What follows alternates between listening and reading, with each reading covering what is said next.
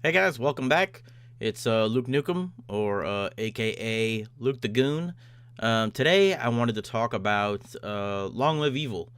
For a long time, it was kind of just AXC's kind of imprint, if you will, kind of like their own. I guess you could say that they released Head of Horns and Psycho and Necronomicron on LLE, but they've really only been the only artist that's ever done anything on LLE. And recently, I think it was December 31st, they announced the first artist to sign with the label, the super famous Funtime Guys, which consists of Mr. Eight Legs, whose artwork you might actually be wearing a shirt right now with his artwork on it. He is prolific in the underground scene. His art is amazing. Like I said, almost every major underground artist has had art from him. Buckshot uses him all the time. MNE uses his art all the time. LSP. The only people I don't think he's done any work with Psychopathic, but I could be wrong. But yeah, Eight Legs and Whipstick. And I honestly, Whipstick is kind of a mysterious character for me. I don't really know a whole lot about Whipstick, at least as much as I know about Eight Legs. And they have a very interesting, I guess you could call it a gimmick. They wear kind of lucha masks, and they have kind of like a self-deprecating horrorcore, if that's even a thing. That's what I'll call it. I've been listening to them, I think, ever since they dropped the music video for Positive. And if you haven't seen that music video, it's really, really good. So I've been following them for a little while, at least a year, maybe a little bit longer than that. This has been something that has been kind of teased for a very, very long time. Like, if you've been paying attention, you could have called this, you could have known that this was going to happen eventually, because super famous Funtime Guys have always been friendly with AXE, and they've even used the LLE logo on some of their flyers and things for shows that they've done. So it's kind of been one of those things where they've been associated with for so long that, it was bound to happen eventually. And this is going to sound weird to say, but like, my vision for Long Live Evil has always been this. In my mind, I've always seen that potential for it to be another underground record label that, with AXE at the helm, could really start running things. You know what I mean? That's why I got the LLE tattoo. A lot of people got the shield, and I might get one eventually, but I knew, like, LLE is kind of like the future for AXE. That's going to be like their legacy, at least in my opinion, will be LLE and whoever they sign to it. Right after this signing, there was a lot of, before they announced that they were going to have a surprise announcement. And like I said, I didn't know for sure, but like I said, if you read all the signs, you knew that's who they were going to be. And they were teasing, like, the horde grows and stuff like that. And I knew, okay, this is probably where they're going to announce it. And they did. But before that, there was a lot of speculation. Okay, what does this mean? Some people were like, are they going to add another member to AXE? There were a lot of weird speculation about what was going to happen.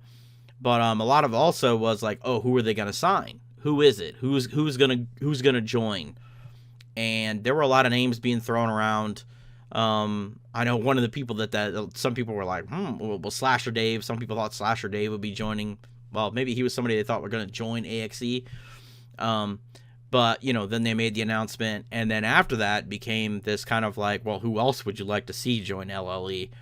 And in Forever Face Alley, there was a specific thread that was started by Scott Vance.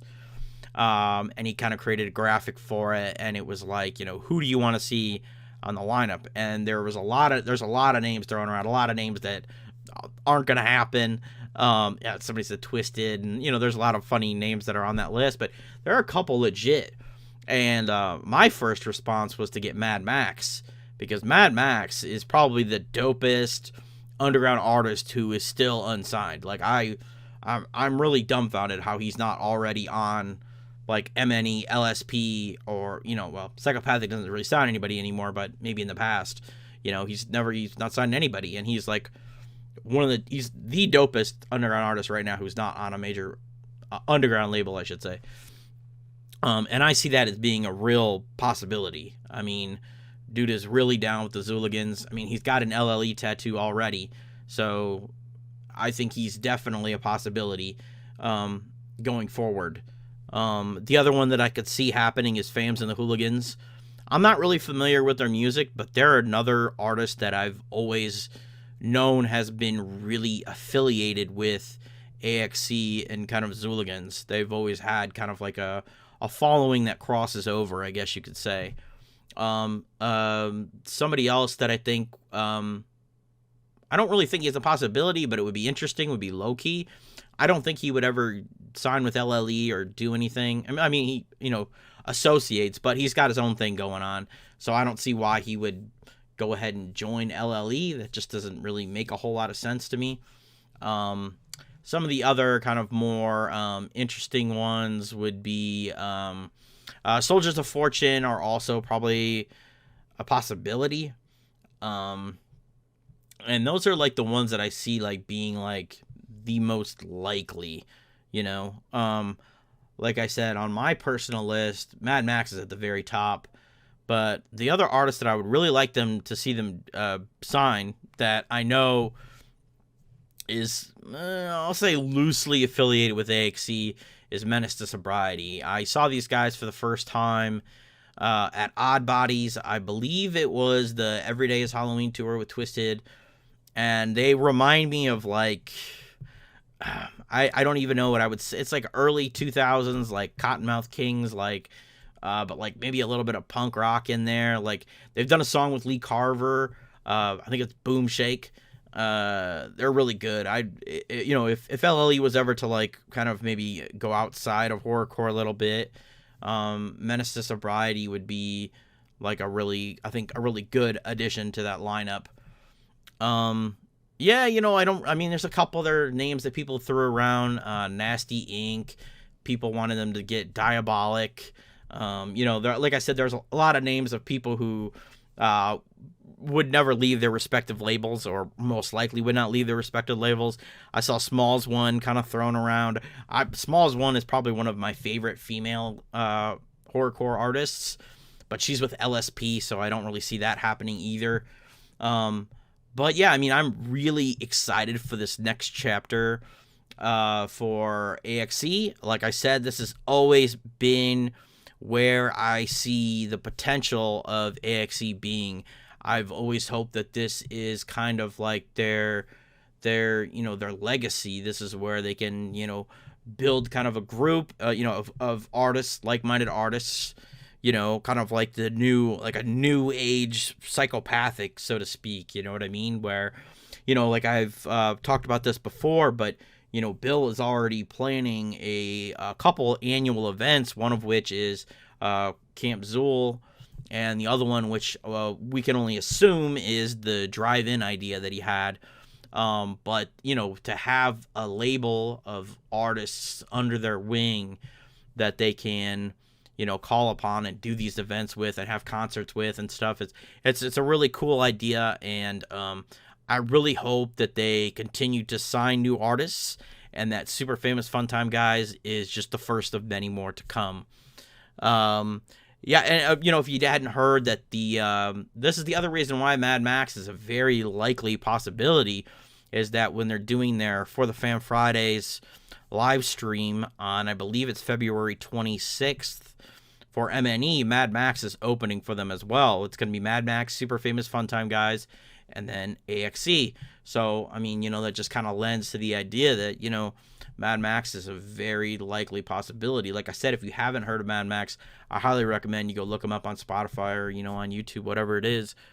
But, yeah, that's the takeaway, is that I really hope that LLE continues their signing of new artists, and we really get a new force in the underground with, like a mega mind of Billy Obey behind it all, because he really has his finger on the pulse of the underground scene when it comes to, you know, everything that he does, that he puts his hands on.